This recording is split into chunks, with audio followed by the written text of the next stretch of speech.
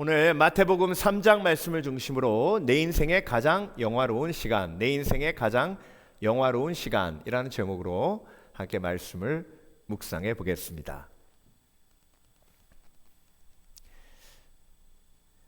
제가 오래전에 한 청년하고 상담을 하는데요. 근데 그 청년이 등치가 크고 키도 크거든요. 그런데 그게 그렇게 창피하대요.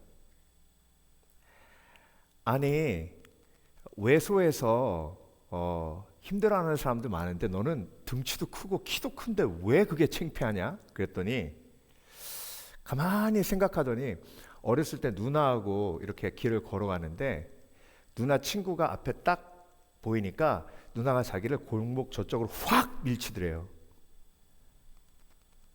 그리고 자기하고 남남인 것처럼 친구 앞에 안녕 그러고 가더라는 거예요. 그 이야기가 딱 떠오르면서 계속해서 몇 번 그런 똑같은 상황이 벌어진 걸 얘기하는 거죠. 그러면서 자기는 등치 크고 키 큰 게 창피하대요. 여러분, 이게 창피함이 수치심이거든요. 그렇죠? 이게 어디로부터 왔을까요? 이게 어떻게 하면 해결될까요? 이 문제는요, 말씀을 통해서 보면 아주 간단하게 해결됩니다. 로마서 3장 23절에 모든 사람이 죄를 범하였음에 뭐에 이르지 못하였더라? 하나님의 영광에 이르지 못하였더라. 아담과 하와가 죄 짓고 난 다음에 제일 먼저 그들 마음속에 찾아온 게 뭐예요? 수치심이에요. 그러니까 여러분, 인간은요, 하나님과 멀어지면 멀어질수록 마음속에 뭐가 쌓여요? 수치심이 쌓여요. 그러면 그 수치심이 해결되려면 어떻게 해야 돼요? 하나님의 영광 가까이 가야 되죠. 그렇죠? 그런데 하나님의 영광 가까이 갈 수 있어요, 없어요? 인간이 없죠. 왜? 죄 때문에. 그래서 예수 그리스도께서 십자가에 못 박혀 죽으심으로 우리가 하나님께 가까이 갈 수 있는 길이 열린 거예요. 그래서 오늘도 여러분 하나님 앞에 나와 이렇게 예배하시잖아요. 그러면 이 예배를 통해 뭘 경험하세요? 하나님의 영광을 경험해요. 찬양할 때도 하나님의 영광이 임하고 하나님의 말씀을 들을 때도 영광이 임해요. 그 영광이 임하면 내 마음속에 뭐가 녹아져요? 수치심이 녹아져요. 열등감이 녹아져요. 오늘 본문에요, 침례 요한 이야기가 나오는데요. 여러분, 침례 요한이 어디서 살았어요? 광야에서 살았죠. 옷이 뭐예요? 약타털이고. 음식이 뭐예요? 메뚜기하고 석청이에요. 침례 요한의 부모님이 누굽니까? 제사장 사가랴예요. 그리고 엘리자베스고. 제사장이에요. 제사장 아들이 제사장이 되어야 되죠. 그렇죠? 그런데 침례 요한은 어렸을 때부터 새로운 사명을 받고 광야에 나가서 야인처럼 살았어요. 자, 그러면 여러분, 부모님이 침례 요한을 자랑스럽게 여겼을까요? 아니면 그 반대일까요? 물론 사가랴와 엘리자베스는 특별한 부르심을 침례 요한이 받은 줄 알았어요. 그렇지만 사람들이 수군거리고 사람들이 손가락질하면 그 영광은 어디로 가고 순식간에 내 마음이 수치심으로 가득 차게 됩니다. 침례 요한 자신도 마찬가지예요.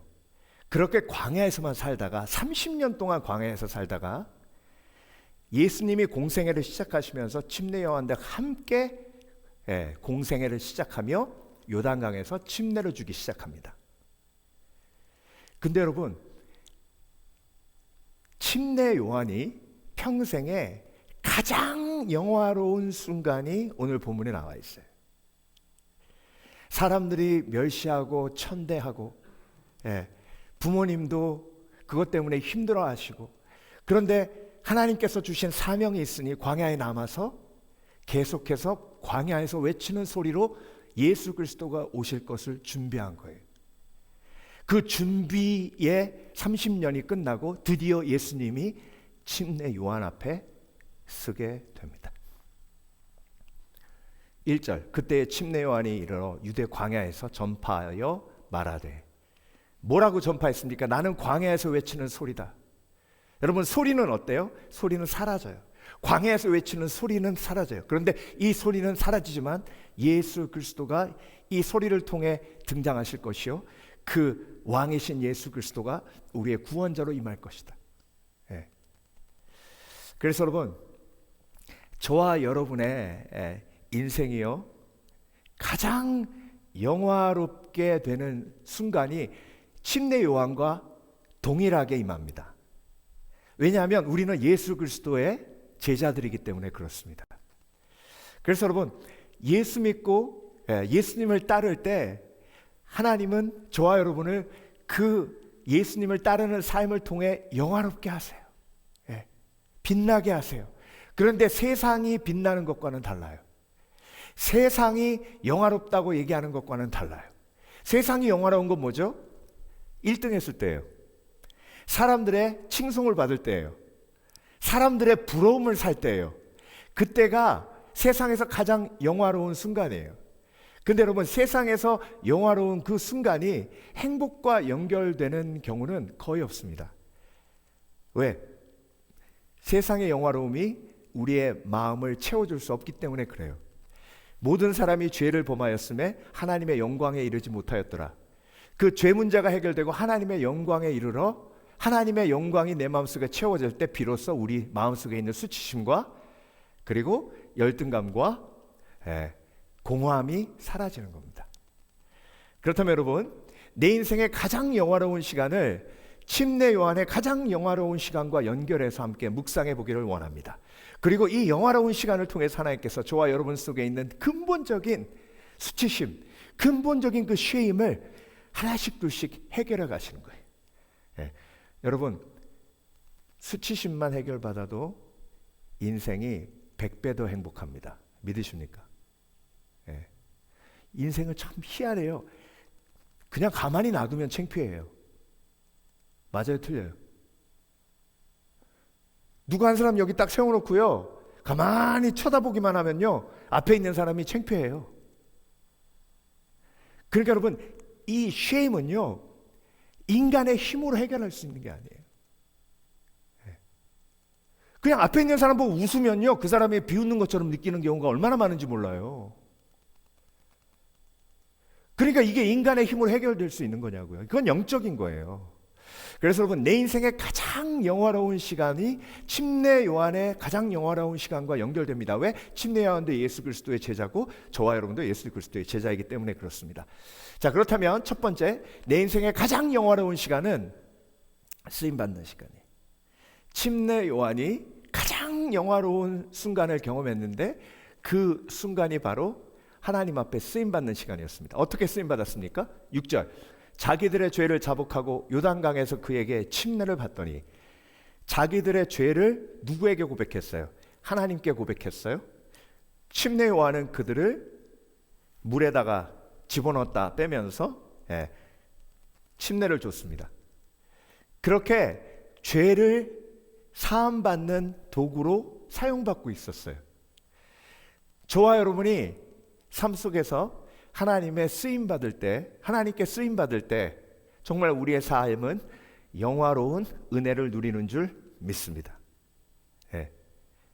그래서 쓰임받음으로 내 삶이 회복되는 거예요. 치유되는 거예요. 근데 여러분, 여기서 끝나지 않습니다. 15절, 예수께서 대답하여 이르시되 이제 허락하라. 우리가 이와 같이 하여 모든 의를 이루는 것이 합당하니라 하시니 이에 요한이 허락하는지라. 예수님이 요한에게 와서요, 너 나한테 침례를 좀 베풀어라 그러십니다. 그때 요한이 아니요, 내가 예수님께 침례를 받아야죠. 어떻게 저 같은 게 예수님께 침례를 줍니까? 그랬을 때 예수님께서 이렇게 말씀하세요. 우리가 이와 같이 하여 모든 의를 이루는 것이 합당하니라 하시니 이에 요한이 허락하는지라. 자, 여러분, 요한이요 30년 동안 준비했어요, 이 순간을. 그런데 요한이 그 순간을 준비하면서 마음속에 가졌던 건 뭐냐면, 그는 흥하여야 되고 나는 쇠하여야 되리라 라는 겸손을 항상 마음속에 새기고 살았어요. 여러분, 내 삶이 영화롭게 되는 순간이 어떤 순간인지 아세요? 하나님이 세우실 때예요. 하나님이 세우실 때는 뭐예요? 내가 하나님 앞에 온전히 겸손해질 때예요. 하나님은요, 저와 여러분은 절대 겸손 없이 영화롭게 하지 않으십니다. 그래서 여러분, 날마다 철저하게 내 마음속에 있는 교만과 싸워 하나님의 영광을 체험하는 복된 그리스도인 되시길 주의 이름으로 축원합니다. 축원합니다. 그때 내가 낮아지면 낮아질수록 하나님은 나를 사용하세요. 그때 요한이 그 마음속에 하나님의 성령의 역사로 예수 그리스도를 침례해 주기로 작정합니다. 그리고 예수 그리스도 옆에 섭니다. 그때 여러분, 어떤 놀라운 일이 벌어졌어요. 하늘문이 열리고 성령이 비둘기같이 임했어요. 그리고 이는 내 사랑하는 아들이라 라는 하나님의 음성이 들립니다. 그때 침례 요한의 마음을 여러분 한번 생각해 보세요. 그 놀라운 하나님의 은혜를 경험하는 것이죠. 내가 하나님 앞에 쓰임받는 걸 경험하는 겁니다. 여러분, 내 삶의 영화로운 그 순간을 한번 그려보세요. 어떤 그림을 그리면 내가 정말 영화롭다고 그렇게 그림을 그리시겠습니까? 어떤 그림을 그리면 내 자녀가 막 TV에 나와서 막 잘 나갈 때? 아니면 로또 1,000만 불 당첨됐을 때? 어떤 순간이 나에게 가장 영화로운 순간일까요? 내가 한 영혼을 인도해 그 영혼이 침례받는 그날. 여러분, 그런 영화로움을 경험해 보셨습니까? 내가 한 사람에게 복음을 전해서 그 영혼이 침례받고 온전한 예수 그리스도의 제자가 되어 또 다른 사람을 전도해서 영적인 손자가 침례받을 때, 내가 하나님 앞에 쓰임받아 그 열매가 공동체 안에서 보일 때, 그때 하나님은 저와 여러분을 영화롭게 하십니다. 그 영화로움을 삶 속에서 체험하시는 복된 그리스도인 되시길 주의 이름으로 축원합니다. 주여 나를 써 주시옵소서. 그런데 여러분, 정말로 온전히 쓰임받는 것은 뭘까요? 시편 84편 10절, 주의 궁정에서의 한 날이 다른 곳에서 첫날보다 나은즉 악인의 장막에 사는 것보다 내 하나님의 성전 문지기로 있는 것이 좋사오니. 내가 어떤 형태로든 하나님 나라를 위해 쓰임받는 것이 내 삶의 가장 영화로운 것임을 고백합니다. 하나님, 내가 어떻게 쓰임받든지 하나님 주 앞에 쓰임받는 것 그 자체가 영화로움을 믿습니다. 그 하나님의 영광에 동참하는 지혜가 내 속에 있기를 원합니다. 하나님, 나를 사용하여 주시옵소서. 성경에서 가장 인상 깊은 인물 중에 하나가 구레네 시몬이에요. 구레네 시몬. 구레네 지방은 북아프리카 지역, 흑인들이 사는 지역이에요. 구레네에서 온 시몬은 흑인이었을 겁니다. 그런데 예수님이 십자가 지시면서 쓰러지시니까 로마 군병이 구레네 시몬을 선택하죠. 그래서 십자가를 대신 지게 합니다. 십자가를 대신 질 때 구레네 시몬은 왜 하필 난가 생각했을 거예요. 그런데 여러분, 인류 역사상 가장 복된 사람이 구레네 시몬 아니겠습니까? 십자가 지고 예수님의 십자가를 대신 져본 사람. 근데 여러분, 그 놀라운 축복이 저와 여러분에게도 동일하게 임한다는 것을 기억하시길 주의 이름으로 축원합니다. 예수님이 저와 여러분을 부르실 때 어떻게 부르셨어요? 내가 나를 따라오려거든 나를 부인하고 날마다 내 십자가를 지고 나를 쫓으라 하셨죠. 그 십자가가 바로 구레네 시몬이 진 예수 그리스도의 십자가, 내 십자가인 줄 믿습니다. 그렇게 쓰임받는 저와 여러분이 영화로운 삶이에요. 그렇게 하나님 앞에 쓰임받으면 쓰임받을수록 하나님의 영광이 내 영혼 속에 채워지고, 그리고 나는 좀 더 꽉 찬 사람이 돼요. 여러분, 이렇게 속이 빈 사람들 만나보면 금방 알잖아요. 속이 빈 사람들 만나면 처음부터 끝까지 뭐예요? 자기 자랑 하잖아요. 자기 자랑. 누가 뭐라고 하지도 않았는데요, 수치심이 그 사람 앞에 딱 쓰면요, 그 사람이 나를 바라보는 그 눈빛 자체가 수치심으로 느껴져요. 그러면 그때부터 뭐 하는 거예요? 자랑하기 시작하는 거예요.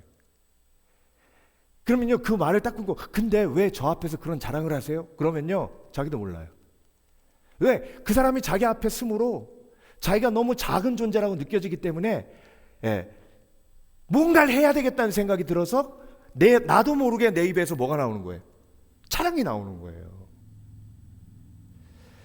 여러분, 하나님의 영광 안에서 내 속에 있는 근원적인 수치심이 해결되는 놀라운 은혜를 누리시길 주의 이름으로 축원합니다.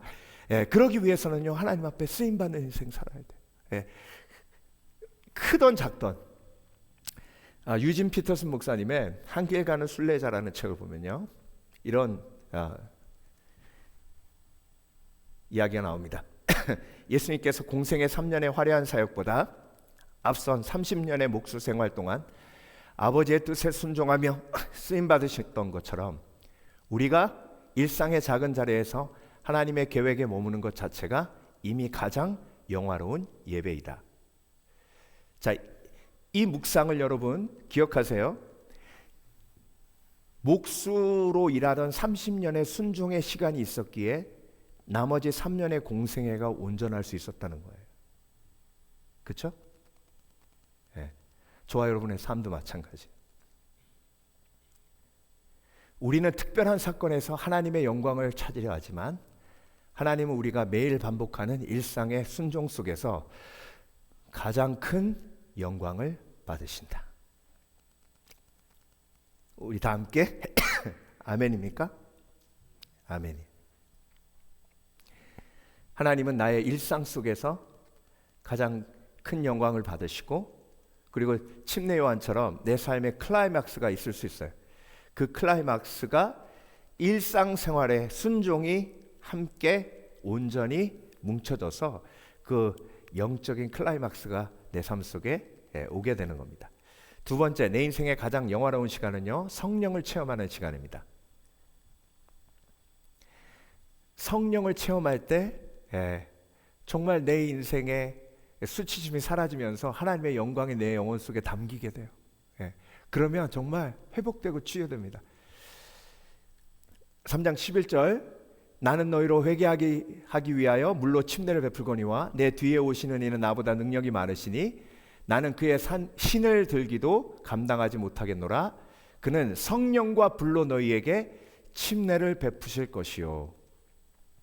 성령과 불로 너희에게 침례를 베풀 것이요. 성령을 체험케 하실 것이요. 16절, 예수께서 침례를 받으시고 곧 물에서 올라오실 때 하늘이 열리고 하나님의 성령이 비둘기같이 내려 자기 위에 임하심을 보시더니, 여러분, 하나님이 저와 여러분의 삶을 영화롭게 하시는 건요, 성령이 비둘기처럼 내 영혼 속에 임하는 성령 체험입니다. 그 성령 체험이 우리 삶 속에 어떻게 나타나요? 가장 온유한 동물, 가장 온유한 동물을 성경에서 비둘기로 표현합니다. 비둘기가 성령처럼 임했다는 건 성령이 내 영혼 속에 임해 나에게 온유함이 임했다는 것을 의미합니다. 내 죄성이 날아가고 욕심이 날아가고, 그래서 그 온유하신 예수 그리스도의 성품이 내 속에 들어왔을 때 내 욕심이 죽고 내 욕망이 죽고, 그래서 하나님의 영화로운 영광이 나의 삶을 통해 어떻게 되는 거예요? 드러나는 거예요. 여러분, 모세가 얼마나 혈기가 왕성했습니까? 히브리 사람이 핍박받는 거 보고 주먹으로 때려가지고 이집트 사람 바로 죽였잖아요. 40년 동안 광야에 있었어요. 그리고 불기둥과 구름기둥에 성령 체험했습니다. 그 이후로 모세가 이 지면에서 이 지상에서 가장 온유한 사람이라 칭함을 받았어요. 그 온유한 성품이 하나님의 영광을 드러냅니다. 그래서 여러분, 우리는요, 어떤 특별한 성취를 이뤄야 하나님의 영광을 드러낸다고 생각을 하는데, 하나님이 저와 여러분의 삶 속에서 하나님의 영광을 드러내는 건 우리의 성품이에요. 성품. 예. 성령 체험하면 할수록 저와 여러분은 어떻게 돼요? 온유해져요. 성령 체험하면 할수록 저와 여러분은 욕심에서 자유케 되고 이기심에서 멀어지고 정말 섬기는 자가 되고 헌신하는 자가 돼요. 그때 하나님의 영광이 드러납니다. 제가 한 믿지 않는 남편이 아프다 그래가지고 가만히 보니까 심장병이 아니고 공황장애 같아요. 그래서 병원에 제가 연락해가지고 어레인지 해가지고 같이 병원에 갔어요. 아침 일찍 가가지고 꽤 오래 기다렸어요. 한 1시간 정도 기다리고 의사 만나서 제가 통역하고 그래서 심장병이 아니고 공황장애라는 진단을 받고 나왔어요. 그랬더니 그 안 믿는 남편이요. 마지막에 뭐라 그랬냐면 목사님 솔직히 목사님 설교를 제가 많이 들었는데 100편의 설교보다 오늘 제가 더 많이 은혜 받았습니다. 그러는 거예요. 네. 이게 칭찬인가? 아니면 칭찬인가? 아니면 그래서 제가 이거 칭찬이에요 그랬더니 아이 칭찬이죠 목사님. 오늘 함께 해주셔서 감사합니다. 네. 물론 100편의 설교를 선포하고 외치는 것도 중요해요. 중요하지만 여러분 정말로 성령이 내 속에 임하셔서 내가 죄와 싸우기 시작하면 내 속에 욕심이 무너지고 그리고 폭력이 무너지고 그리고 아집이 무너지고 이기심이 무너지고 온유함이 흘러가고 그리고 겸손이 흘러갑니다. 그때 하나님이 내 속에 있는 쉐임을 녹여주시고 하나님의 영광이 내 삶을 통해 흘러가도록 역사하십니다.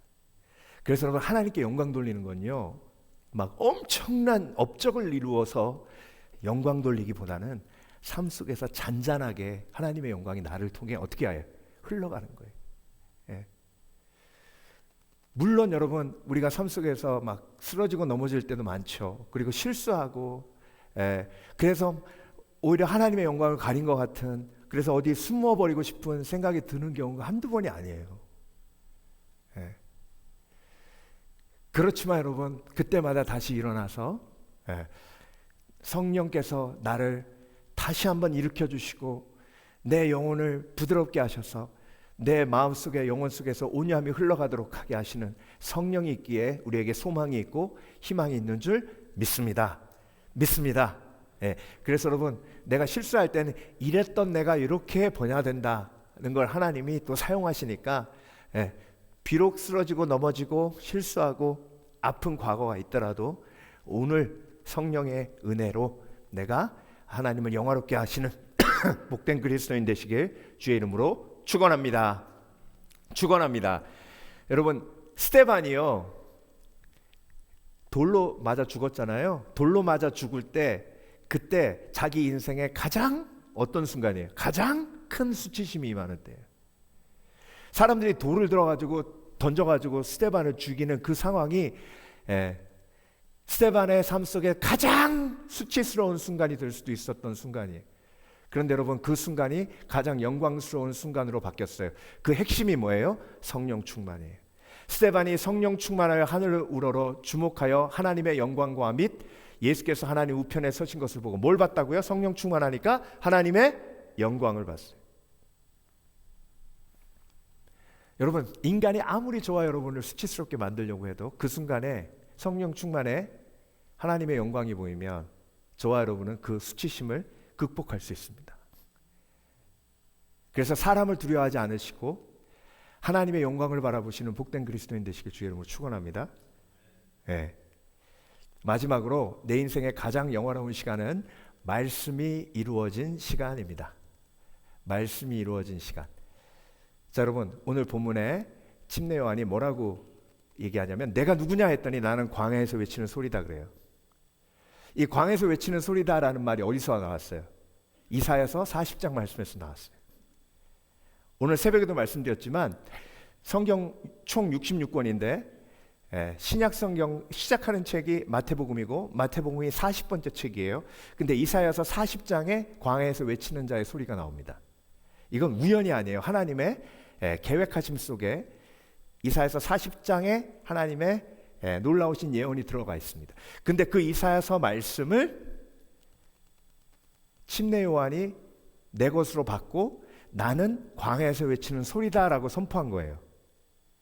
근데 여러분, 예수님이 침례 받으시면서 하늘에서 문이 열리고 어떤 음성이 들렸어요? 이는 내 사랑하는 아들이라. 결국 이사야서의 예언이 내 속에, 내 삶 속에 말씀으로 이루어지는 것을 경험합니다. 그러면 BC 700년, 예수님이 오시기 700년 전에 하나님은 광야에서 외치는 소리 침례 요한의 사역을 뭐 하신 거예요? 미리 기록하신 거예요. 그거를 확인하는 순간, 그걸 체험하는 순간 침례 요한이 얼마나 영화롭겠어요. 그렇죠? 이게 신앙생활이에요, 여러분. 저와 여러분을 구원하시기 위해서 예수님이 창세 전부터 예정하시고 저와 여러분을 한 걸음 한 걸음 구원의 길로 인도하신 줄 믿습니다. 그 모든 여정이 성경에 기록되어 있어요. 그 성경 말씀이 나를 위한 하나님의 은혜이라는 것을 하나씩 하나씩 말씀을 통해 확인해 갈 때, 그때 내 인생의 가장 영화로운 시간이 나에게 임하는 줄 믿습니다. 믿습니다. 저는요, 이사야서 43장 말씀, 내가 너를 지명하여 불렀나니 너는 내 것이다 라는 말씀을 1994년에 여기 유학 와가지고 힘들고 어려운 과정 속에 제 말씀으로 받았어요. 그때 제 영혼 속에 임한 하나님의 그 위로와 소망은요, 정말 이루 말할 수가 없습니다. 요한복음 14장 26절 말씀도 보혜사, 곧 내 이름으로 일컫는 성령이 너의 영혼 속에 임하면 내가 너에게 말한 모든 것을 가르치시고 생각나게 하시리라. 이 말씀이요, 제 속에 확 임하니까 매번 설교 준비할 때마다 누굴 기대하냐면 성령님을 기대해요. 성령님, 저는요 너무 어리석습니다. 깨닫게 해주세요. 알게 해주세요. 제가 누차 말씀드리잖아요. 강해 설교하면서요, 예레미야서 이제 월요일 날 그 다음 거 읽거든요. 월요일 날 이제 이번에도 13장 딱 읽는데 첫 번째 한번 딱 읽으면 제 마음속에 동일하게 드는 생각이 그거예요. 야, 이거 갖고 뭘 설교하지? 매번, 정말 매번 그래요. 그런데 그 생각이 들 때마다 성령께서 깨닫게 하시는 거예요. 내가 너에게 말한 모든 것을 가르치시고 생각나게 하시리라. 이 말씀을 통해서도 하나님이 우리에게 말씀하실 줄 믿습니다. 그 용기를 가지고 또 읽고 또 묵상하고 또 읽고 또 묵상하고, 그래서 설교 딱 하고 나면 야, 내가 한 게 아니다, 하나님이 하셨다. 여러분, 성경을 읽는 즐거움이 있으시길 주의 이름으로 축원합니다. 성경 속에 나의 이야기가 기록되어 있어요. 그 나의 이야기를 파내는 시간이 성경을 묵상하는 시간이에요. 선지자 이사야를 통하여 말씀하는 자라 일렀을 때, 선지자 이사야를 통해 700년 전에 하나님이 예언하시고 그 말씀이 하늘로부터 소리가 있어 말씀하시되 이는 내 사랑하는 아들이요 내 기뻐하는 자라 하시니라. 비록 그 말씀이 예수님을 향했지만 그 말씀이 700년 전에 기록되어 나를 사용하시어 그 예수 그리스도를 구세주로 영광스럽게 세우는 역할을 감당하게 하신 하나님의 은혜, 말씀이 이루어지는 그 순간, 하나님의 말씀이 내 삶 속에 하나씩 이루어지는 그 순간이 내 삶 속에 가장 영화로운 시간이 되게 하시는 줄 믿습니다. 믿습니다. 그래서 하나님의 능력을 체험하면 내 속에 그런 쉐임이 날아갑니다. 오늘 말씀을 준비하며 빌리 그레이엄 목사님이 생각이 났는데요. 여러분, 빌리 그레이엄 목사님은요 정말 이분의 삶 처음부터 끝까지 정말 어떤 영적인 싸움을 계속 싸우셨냐면, 하나님, 내 삶을 통해 예수 그리스도만 드러나게 하시고 나의 모습은 감추어 주시옵소서. 이런 영적인 싸움을요 평생을 하셨어요. 그 이야기가 Just as I am, 있는 모습 그대로라는 빌리 그레함의 자서전에 나오는데요. 빌리 그레함 목사님도 실수할 때가 있었잖아요. 그 실수를 통해서 더 회개하고 더 하나님 앞에 나가게 되는데, 트루만 대통령이 31살, 1950년에 31살 된 빌리 그레함 목사님을 백악관으로 초대했어요. 그래가지고 젊은 목회자지만 전 세계를 다니며 복음을 전하는 그런 전도자에게 트루만 대통령이 마음이 열린 거예요. 그래서 개인적으로 앉아서 대화도 하고 교제도 한 거예요. 그러고 나서 딱 나오니까 기자들이 막 몰려가가지고 막 후레쉬를 터뜨리면서, 빌리 그레함 목사님, 트루만 대통령하고 무슨 대화를 하셨습니까? 그러니까 그때 빌리 그레함 목사님이 업된 거예요. 트루만 대통령과 저는 이런 개인적인 얘기를 했습니다. 다 얘기한 거예요. 그리고 기자들이 그러면 목사님, 여기 백악관 잔디밭에서 무릎을 꿇고 기도하시는 장면을 우리가 사진으로 찍겠습니다. 그래서 그걸 연출해가지고 사진을 찍었어요. 그 다음날 신문에 대문짝만하게 났어요. 이렇게.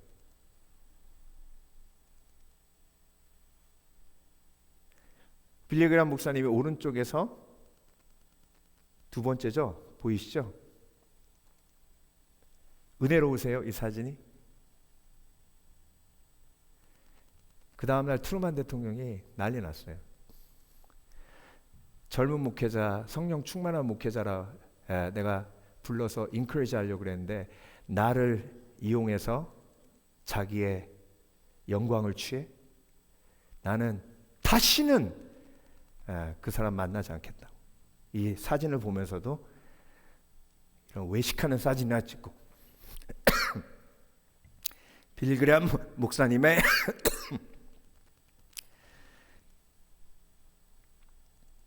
자서전을 보면요, 이런 고백이 나옵니다. 나는 내가 얼마나 어리석고 순진했는지 깨달았다. 대통령과의 만남을 나의 사역을 홍보하는 기회로 삼으려 했던 내 안의 교만과 허영심을 보았다. 이게 자서전에서 본인이 고백한 거예요. 그 다음부터 두 가지 철칙을 만들고 죽을 때까지 지켰습니다.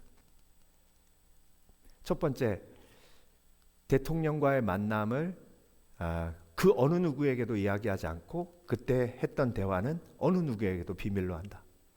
두 번째, 어떤 정치적 상황 속에서도 나는 그 상황을 절대 내 사역의 도구로 사용하지 않는다. 이렇게 철칙을 지켜서 돌아가실 때까지 그 규칙을 지켰어요. 이분이요, 얼마나 자기의 삶을 통해 예수님만 드러나야 되는 그 목적을 가지고 사셨냐면, 마지막에 사람들이 빌리 그레함 목사님 이제 돌아가시기 전에 우리 그 레이건 대통령 라이브러리 있죠? 저거 같은 걸 하나 만들려고 한 거예요. 근데 빌리 그레함 목사님이 절대로 안 된다. 나는 내 이름이 드러나는 건 정말 싫다. 오직 내 삶을 통해서 예수 그리스도만이 드러나야지, 내 이름을 딴 라이브러리를 짓는다? 나는 절대로 용납할 수 없다. 그래서 사람들이 설득한 거예요. 그래서 이렇게 설득돼서 이런 고백을 자서전에 쓰셨습니다. 만약 그곳이 나를 높이는 곳이 된다면 당장 중단하십시오.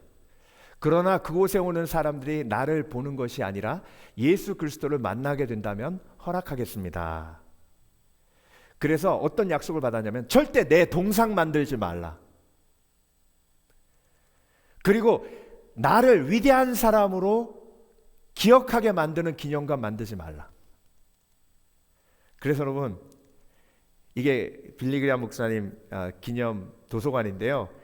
저 건물의 십자가가 엄청 크죠. 저것도 빌리 그레함 목사님이 십자가가 중심이 되게 해라. 그래서 십자가를 제일 크게 만들고, 그리고 저 건물 모양이 헛강 같잖아요.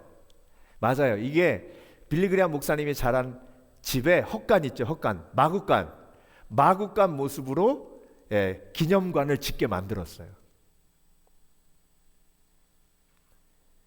내가 드러나면 안 된다 해서 사람들은 저를 위대한 전도자라고 부르지만 저는 그저 한 명의 죄인일 뿐입니다. 하나님의 은혜가 아니었다면 저는 아무것도 아니었을 것입니다. 이 건물은 제가 얼마나 훌륭했는지를 보여주는 곳이 아니라 하나님이 얼마나 신실하셨는지를 증거하는 곳입니다.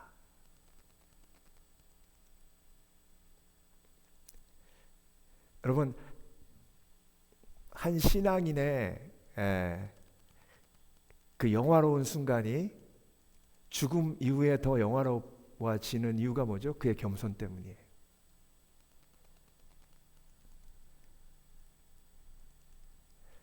저와 여러분의 삶도 마찬가지예요.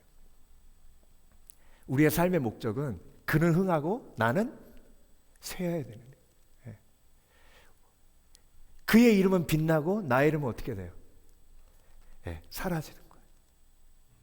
그게 우리의 삶의 목적이에요. 어떻게 생각하면 여러분, 사람들이 알아주지 않으므로 내가 그 목적을 지금 온전히 이루고 순종하고 있는 것이라고 해도 과언이 아닙니다.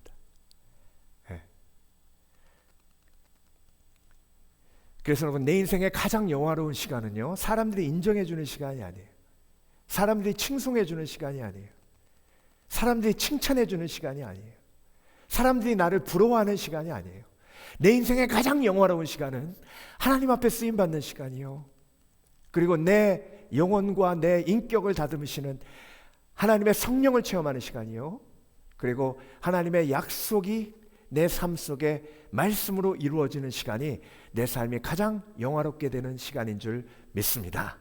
오늘도 하나님의 영광 가운데 임하셔서 내 속에 있는 근원적인 수치심과 열등감을 믿음으로 이기시는 복된 그리스도인 되시길 주의 이름으로 축원합니다. 축원합니다. 기도하겠습니다.